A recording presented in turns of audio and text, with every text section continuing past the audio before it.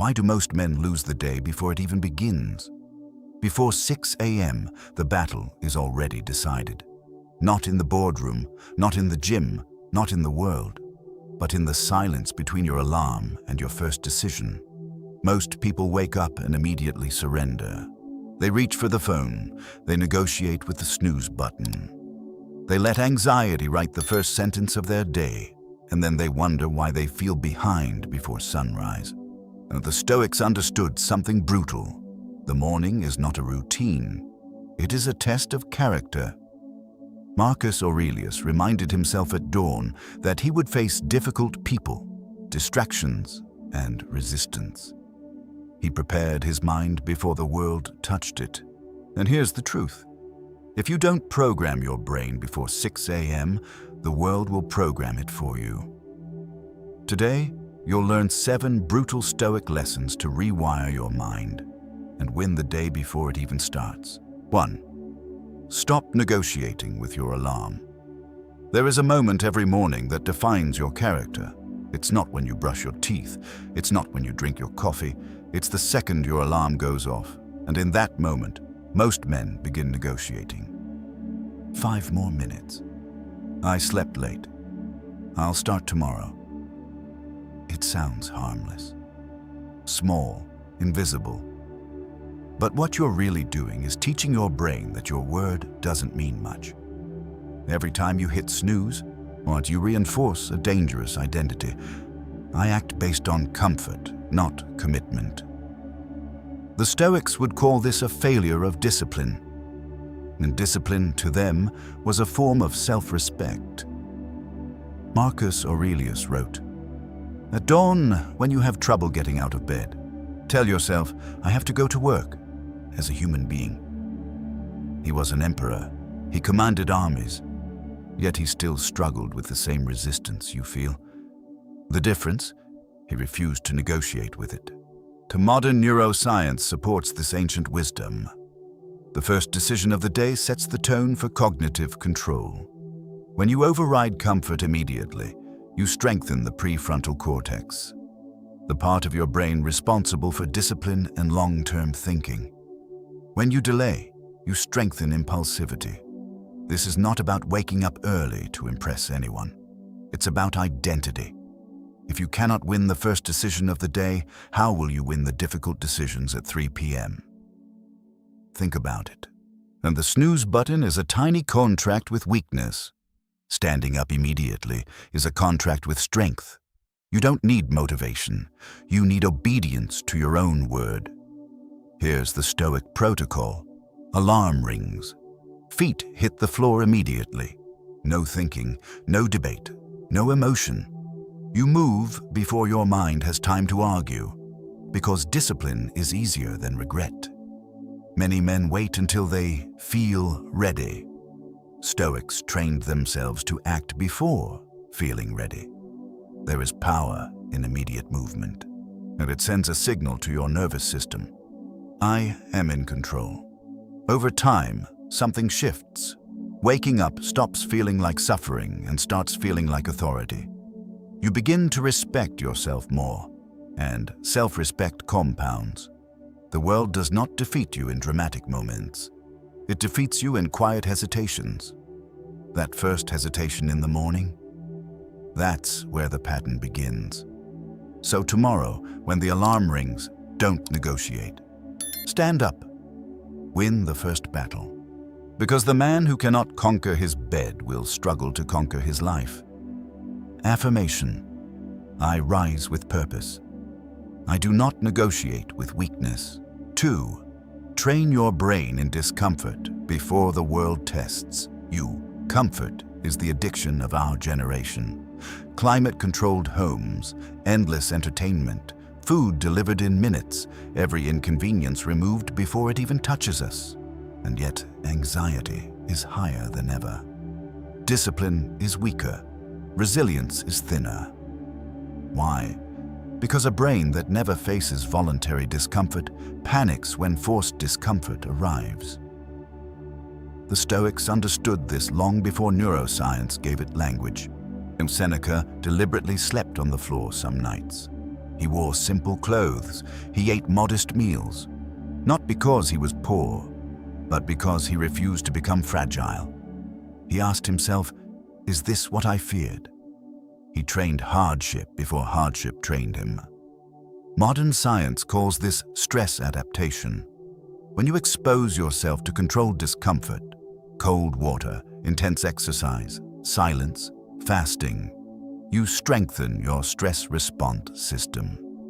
You teach your nervous system that discomfort is not danger. But when you avoid all discomfort, your threshold shrinks. A minor inconvenience feels like a crisis. A small rejection feels like collapse. A difficult conversation feels unbearable. That's not weakness of character. That's lack of training. Before 6 a.m., you have a sacred opportunity to step voluntarily into controlled hardship. Cold shower for 60 seconds, push-ups when you'd rather scroll, silence instead of stimulation, to reading something demanding instead of consuming noise. You're not punishing yourself. You are fortifying yourself. There is a psychological shift that happens when you choose discomfort. The brain releases norepinephrine and dopamine in balanced waves. You feel alert, sharp, present. You become harder to rattle. And more importantly, you build trust with yourself. Most men seek comfort in the morning because they think they deserve ease before facing the world. Stoicism flips that idea completely. Earn your comfort by confronting difficulty first. When you choose pain early, the rest of the day feels lighter. When you choose ease early, the rest of the day feels heavier. It's counterintuitive, but brutally true. Discomfort builds internal authority. And authority over yourself is the highest form of power. You don't need extreme rituals. You need consistency. Pick one discomfort practice and make it non-negotiable before 6 a.m. Cold exposure. 10 minutes of hard physical movement. Writing down your fears. Sitting in silence without stimulation. Do it daily. No drama. No posting about it. No applause. Just training. Because the world will test you. Traffic will test you. Deadlines will test you. People will test you. Now the question is simple. Will you meet that test as a fragile man addicted to comfort, or as someone who has already conquered discomfort before sunrise? Pain early, power later. That is how you rewire your brain. 3. Control the first thought, or it controls you. Before 6 a.m., your mind is soft clay, and whatever thought touches it first begins shaping the entire day. For most men, that first thought is not chosen, it's inherited. Stress about work, anxiety about money, regret about yesterday, comparison, pressure, noise. You wake up and immediately fall into reaction mode. Marcus Aurelius understood this danger. That's why he wrote in the early hours, "When you wake up in the morning, tell yourself, the people I deal with today will be meddling, ungrateful, arrogant." He wasn't being pessimistic. He was preparing his perception. Because Stoicism teaches a brutal truth. It's not events that disturb you, it's your judgment about them. If your first thought is fear, your brain scans for threats all day. If your first thought is purpose, your brain scans for opportunity. Neuroscience confirms this. In the first 10 to 20 minutes after waking, your brain operates in a theta-dominant state, highly suggestible, highly programmable. The thoughts you rehearse become patterns. Patterns become moods. Moods become identity. So if you wake up and immediately check email, news, or social media, you're allowing external stimuli to program your mental state. You are surrendering the steering wheel. Stoics never surrendered the steering wheel. Here is the Rewire ritual. Before speaking, before checking your phone, or before standing fully upright, ask yourself 3 questions. What is in my control today? What is not in my control today? Who do I choose to be regardless of circumstances?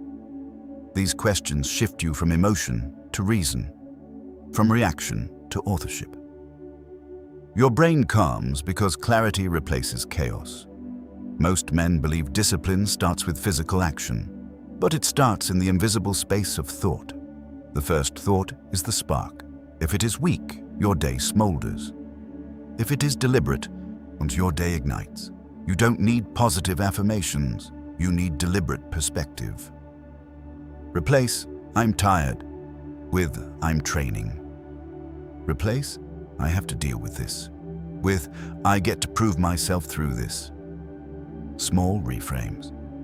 Massive effect. The man who controls his first thought controls his internal climate, and the internal climate determines everything. Storm outside, calm inside.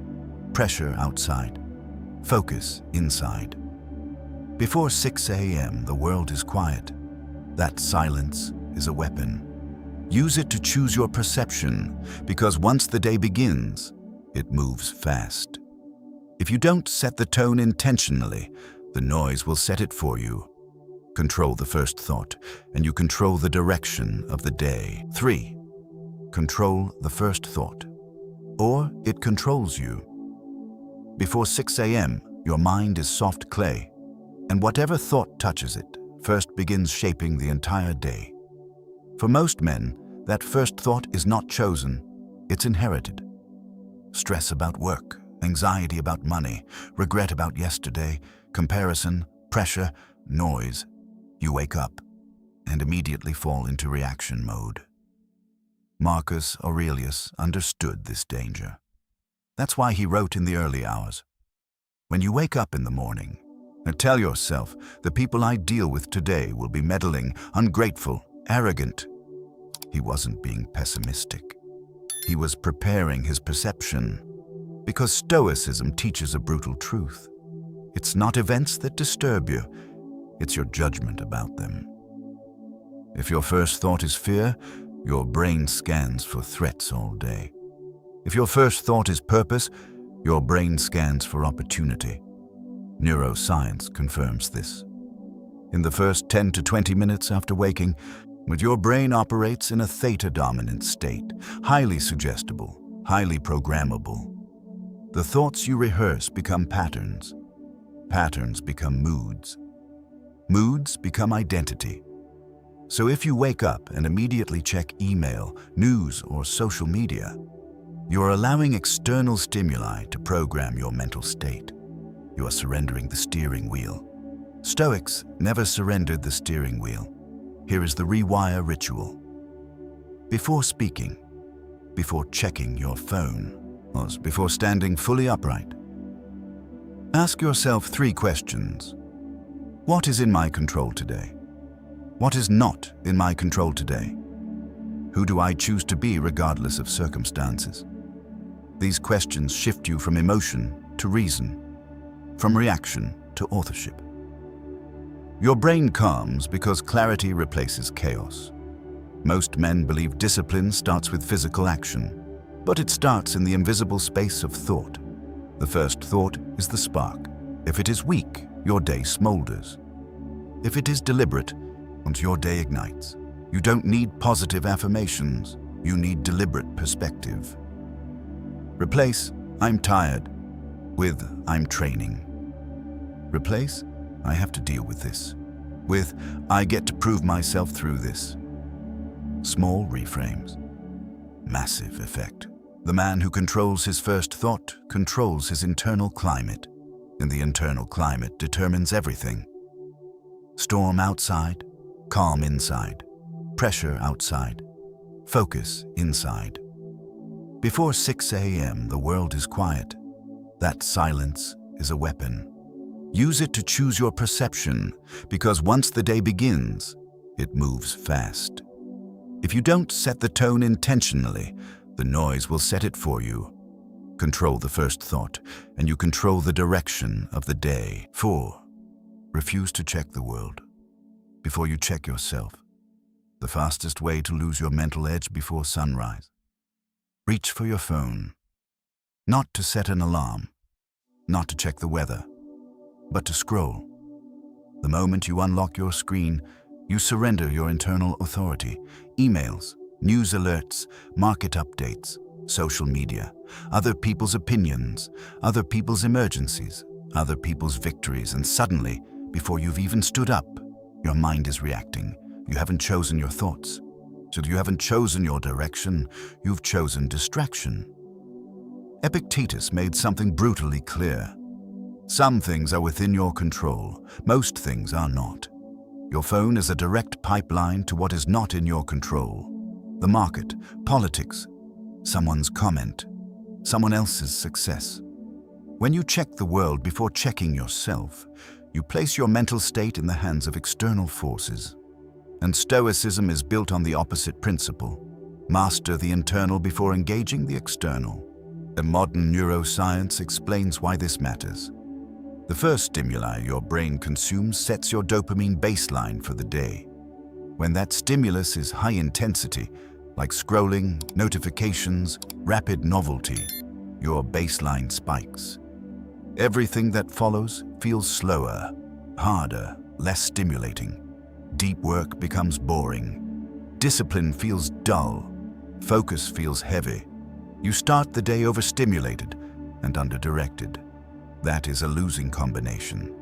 So here's the rule. No phone for the first 30 minutes. Not 5. Not just one check.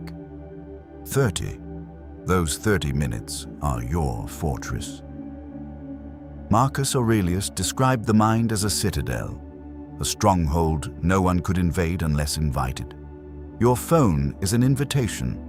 If you allow the outside world to enter your mental fortress before you've reinforced your walls, you weaken your day before it begins.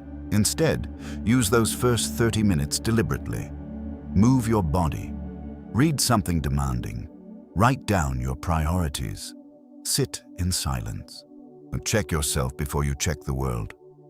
Ask, what matters today? What distractions will I ignore? What kind of man am I acting as? There is something powerful about beginning the day in self-command. It creates momentum that carries into meetings, conversations, decisions. You respond instead of react. Most men live in reaction mode. Notifications dictate their focus. Messages dictate their mood. News dictates their anxiety. A Stoic refuses that arrangement. The world can wait. Your clarity cannot. When you guard your mind in the first 30 minutes, you are not being antisocial. You are being strategic. Because once you open that digital door, noise rushes in. So make this non-negotiable. Before you consume, create. Before you react, reflect. Before you check the world, check yourself.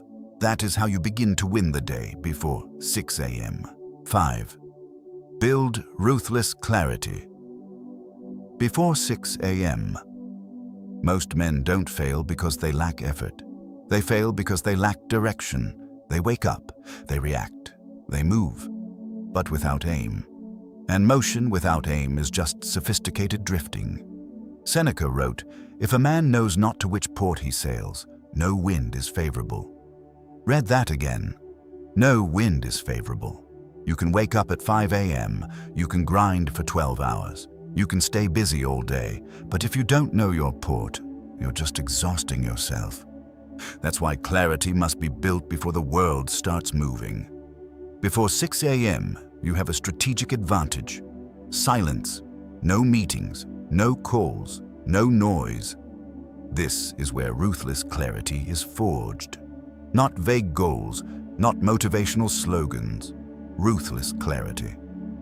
Here's the morning clarity protocol. Ask yourself 3 questions and write the answers down. What must move forward today? Not 10 things, 1 major needle mover. What will I deliberately ignore today? Distractions have to be pre-rejected. It's as if you don't decide in advance what doesn't matter, everything will feel urgent. Who am I becoming through today's actions? Because identity drives behavior. Most men plan tasks. Few men define identity. If you see yourself as trying to get in shape, you'll negotiate. If you see yourself as a disciplined man, you act accordingly. Clarity is not about productivity, it's about alignment. When you wake up and immediately define what matters, your brain filters the day differently. And interruptions feel smaller, opinions feel weaker, pressure feels manageable, because you know where you're sailing. There is something deeply stabilizing about knowing your direction before the chaos begins. It reduces decision fatigue, it reduces anxiety, it reduces comparison. You stop chasing every opportunity, you start executing the right ones. Most men open their email before defining their mission. That is backwards. Because your mission should dictate your response to email, not the other way around. Clarity is a weapon. It cuts through noise, it protects your time, it strengthens your authority. And authority over your own time is a rare asset in a distracted world. You don't need an elaborate planner. You need a sheet of paper and 5 focused minutes. Define the win, define the distraction, define the identity. Then move. The man who starts the day with clarity moves differently. He speaks differently. He decides faster. He is not perfect, but he is directed, and direction compounds. Because when you stack clear days, you build clear weeks. Clear weeks build clear years. Before 6 a.m., choose your port, or the winds of the world will choose it for you. 6. Act before motivation arrives. Most men wait. They wait to feel ready. They wait to feel inspired. They wait to feel confident. And in that waiting, days disappear. Motivation feels powerful, but it's unreliable. It rises with excitement. It vanishes with difficulty. The Stoics never trusted emotion as the engine of action. They trusted discipline. There's a brutal truth most people don't want to hear. Action creates motivation, not the other way around. When you move first, and your brain follows. Psychologists call it behavioral activation. The moment you begin a task, even for 5 minutes, your brain starts releasing dopamine associated with progress. Not pleasure. Progress. And progress fuels momentum. But if you sit still waiting to feel like it, inertia takes over. Before 6 a.m., this principle is critical. If you wake up and immediately ask yourself, do I feel like working out? You've already lost. Feelings are weather. Discipline is climate. Marcus Aurelius wrote, you have power over your mind, not outside events. Notice he didn't say you have power over your feelings. He said your mind, your decisions, your actions. Here is the morning discipline strategy. Set daily minimums, not massive goals. Minimums: 10 minutes of movement, 15 minutes of reading, 20 minutes on your most important task. Small enough that you cannot justify skipping, significant enough that they build identity. When you complete your minimum before 6 a.m., something powerful happens. You win early, and early wins shift your posture for the entire day. You walk differently, you speak differently, you handle stress differently because you have evidence. Evidence that you act, regardless of mood. That evidence rewires your brain more than any affirmation ever could. The key is this: move before thinking too much. Stand up and start the workout. Open the book before questioning it. Begin the task before evaluating it. The first 5 minutes are resistance. After that, momentum carries you. Most men are not lazy. They are overthinking. They are negotiating with feelings that were never meant to lead. Before 6 a.m., you have a choice. Follow emotion or command action. One creates fluctuation, the other builds identity. The disciplined man doesn't ask, do I feel motivated? He asks, what must be done? Then he begins. And beginning, consistently, is what separates the average from the formidable. 7. Remember, you will die. So wake up fully. There is one thought that can instantly eliminate procrastination. One thought that can silence excuses. One thought that can make a 5:30 a.m. wake-up feel urgent instead of optional. You will die. Not someday in theory. Not in a distant, abstract future. One day, without negotiation, without delay, your mornings will end. The Stoics called this memento mori. Remember that you must die. Not as a morbid obsession, but as a sharpening tool. Seneca wrote, "You act like mortals in all that you fear, and like immortals in all that you desire." In other words, that we fear small inconveniences as if they are catastrophic. Yet we waste time as if we have infinite supply. Most men live as if they have unlimited mornings. They snooze casually. They scroll endlessly. They postpone ambition. They delay discipline. But imagine this. If you had only 30 mornings left, would you hit snooze tomorrow? If you had only 1 year left, would you waste your first waking hour consuming other people's lives? Mortality clarifies. It removes triviality. It exposes distraction. It shrinks excuses. When you wake up before 6 a.m. and remember that your life is finite, the morning becomes sacred. Not dramatic, not emotional, sacred. Each sunrise becomes an asset, a resource, a gift with an expiration date. This perspective does something powerful to the brain. It shifts you from passive to intentional, from drifting to decisive, from fragile to focused. You stop treating the day as something to survive. You start treating it as something to use. The Stoics practiced negative visualization, imagining loss.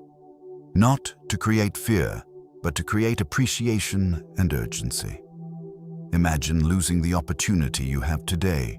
Imagine never being able to improve again, never being able to repair relationships, never being able to build strength, never being able to correct mistakes. Suddenly, 5:45 a.m. doesn't feel early. It feels necessary. There is a difference between waking up and waking up fully. Most people wake physically. Very few wake existentially. To wake existentially is to understand that time is not guaranteed. And when you understand that, discipline becomes easier. Because wasting time starts to feel painful. Before 6 a.m., remind yourself, this morning will never come again. Not this version of you, not this exact body, not this exact opportunity.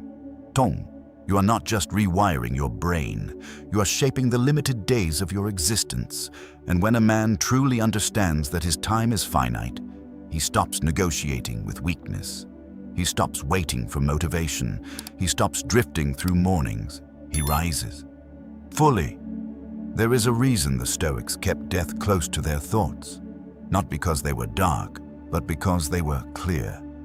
Clarity about death creates intensity about life. Most people treat time casually because it feels abundant. Days blur, weeks repeat, years accelerate. And somewhere inside, there's a quiet assumption. I still have time. But no one knows that. And that uncertainty is not something to fear, it's something to leverage. When you wake up before 6 a.m. and consciously remember that your life is finite, something shifts internally. The mind sharpens. The trivial falls away. The important rises. You stop asking, how can I stay comfortable? You start asking, how should I use this? This is where memento mori becomes practical. It transforms the morning from a routine into a responsibility. Because if this were your last year, how would you train? If this were your last decade, how would you focus? If this were your final chapter, how would you speak, act, decide? Death compresses perspective, and compression creates precision. Most hesitation in the morning comes from illusion. The illusion that missing one day doesn't matter. The illusion that drifting today is harmless. The illusion that there will always be another sunrise. But discipline compounds, and so does regret. Every morning you win builds momentum. Every morning you waste builds erosion. You may not notice it immediately. But over months, over years, the difference becomes enormous. The Stoics did not obsess over productivity.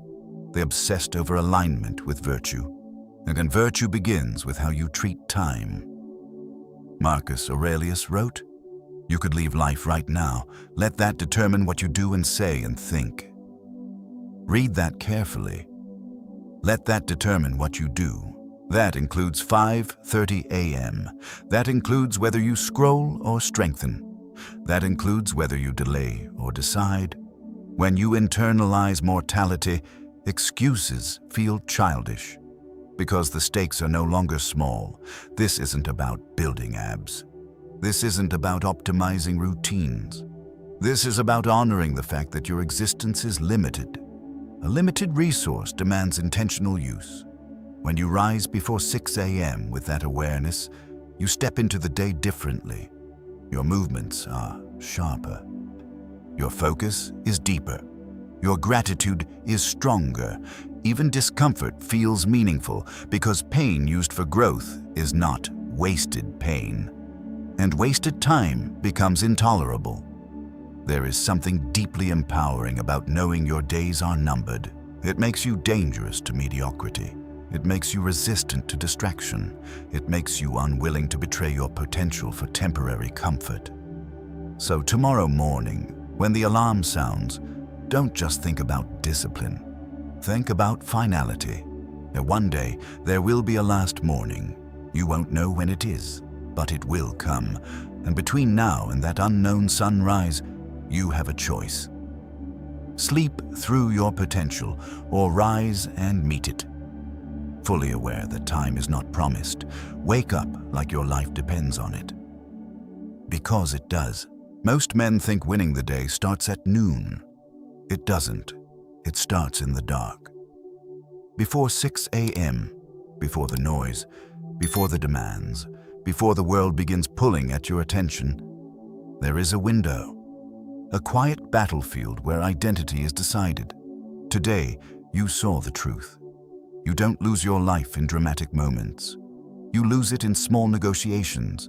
You lose it when you snooze, when you chase comfort, when you let your first thought control you, and when you check the world before checking yourself, when you drift without clarity, when you wait for motivation, when you forget that your time is limited.